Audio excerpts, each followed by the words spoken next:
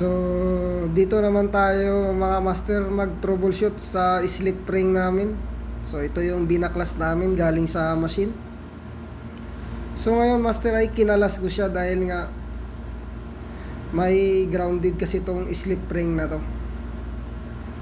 So, ganito lang pala yung loob ng slip ring mga master. So, kahit ako first time kong nagkalas ng ganitong slip ring.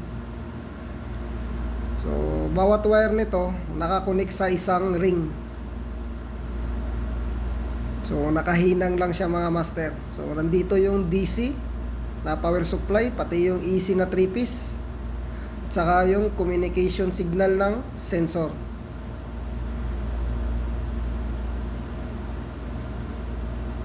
So, dito mga master, ang problema nito master ay kumalas yung isang wire ng line 2. Kaya dito nagkakaroon ng grounded mga master.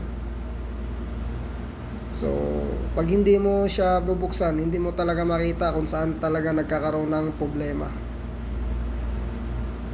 So, sana magkakaroon kayo ng idea tungkol sa slip ring mga master. Kasi madalas talaga to ginagamit sa mga nagro-rotation na makina.